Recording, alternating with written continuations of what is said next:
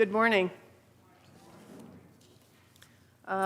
We are Tina and Greg Benik, and we are your annual giving co-chairs this year, and we wanted to share a few thoughts that we had about being part of FRS.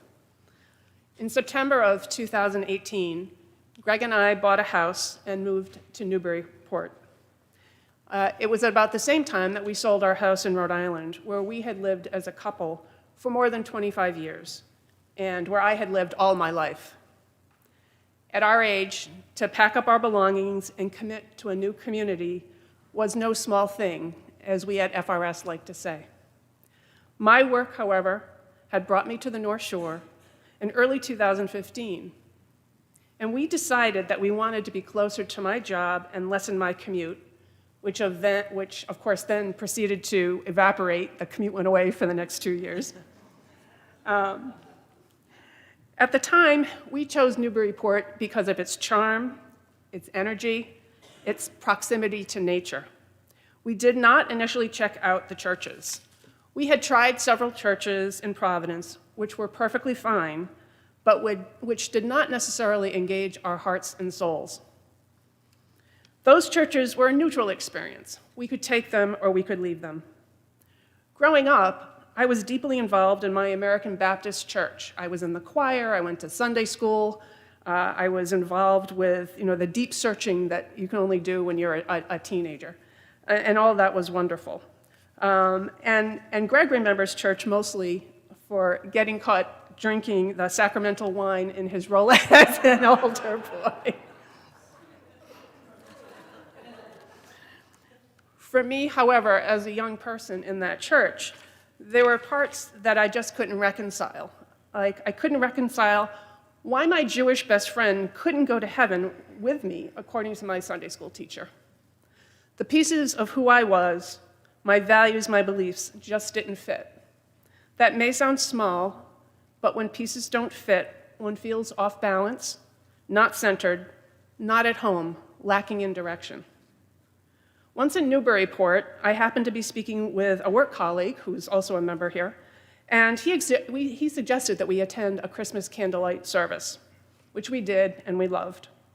Then we were invited to a fellowship dinner at the Fairweathers house, again, another wonderful experience. Then I participated in a chalice circle. I had never been part of anything like a chalice circle before.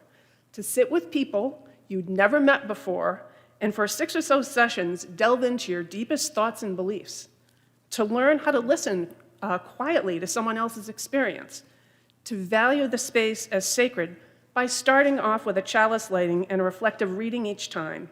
This was heady and powerful stuff. Our experiences at FRS continued, each somewhat different than the prior one, and each offering something new.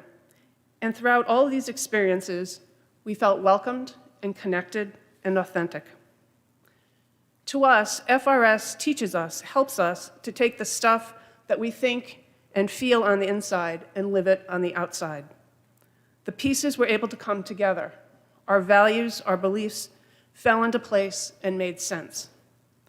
Come as you are, and you belong. Probably the two most succinct and powerful messages that define who we are and who we strive to be at FRS. And while FRS is more than its minister, we would be remiss in not saying what a powerful impact Reverend Rebecca has had on us. For those of you who have met him, Greg is not generally an overly emotive person. So when he says quite simply on a Sunday morning, "She's quite good," in reference to one of Reverend Rebecca's sermons, that is high praise indeed. In fact, prior to Reverend Rebecca, I had never heard him say that about any minister and what they had to say. And I, of course, am in Renee Wolfe Foster's camp. Once I heard Reverend Rebecca, I was all in on her energy, her courage, her optimism, her love, and her hugs. This is all by way of saying that FRS is a highly special place, one we should not take for granted. We are not perfect, and we may not always agree, but that is what makes us real. These are all reasons why we have chosen to make FRS our philanthropic priority this giving campaign season, and we hope that you consider doing so as well. Greg? Thanks, Tina. You captured certainly how we got here and why we are pleased and privileged to be here. I hadn't really thought I would say much, if anything, but the opportunity to say something after Tina, something I couldn't resist, and I'll tell you why. As it happens, Tina and I are both lawyers, and as a consequence, over the last 35 years or so, we have had animated discussions about virtually every topic and subject that you can imagine. Thank you. However, in every one of those discussions, animated, passionate, I had never gotten in the last word. And this morning, I feel that I just might have that. So for that reason alone, I'm standing before you this morning. And I thank you all for being here, for braving what we hope is the last blast of winter, and those who are on Zoom who have maybe acted somewhat more prudently than we here who have decided to brave the cold.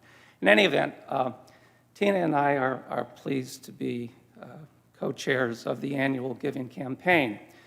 And in that role, we are, to a certain extent, the public face of the annual campaign. But I must say that there are, at last count, at least 30 members of this church who are behind us and are working very hard to make this campaign a success.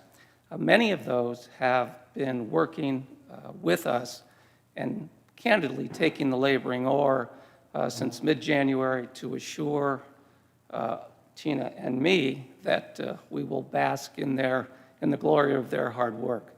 And to those 30 members of our church or more, and the staff members who are invaluable in their help, Tina and I deeply thank you for your hard work, your encouragement, and your support. When we were making our journey to arrive here, one of the first things that captured my attention was the plaque on the wall there, which indicated that John Lowell and this institution started in 1726, nearly 300 years ago. Institutions and organizations don't last for 300 years by accident. And it struck me that there must be something, and there must have been something unique and special and powerful for FRS to have prospered in this community for nearly 300 years. When we became members, we were given the 2-volume history of the church. And as the book critics like to say, it's a compelling read. And I have not read it page to page, but I certainly have read a fair amount of it.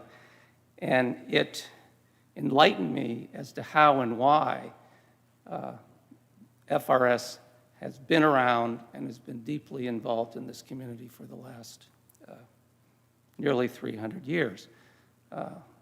There are stories of deep commitment to the community, deep commitment to the values, a historical perspective on the challenges that FRS faced over the last 250 years, and examples of the ways in which FRS, its members, and its leaders acted with courage in an attempt to transform their world over that period of time.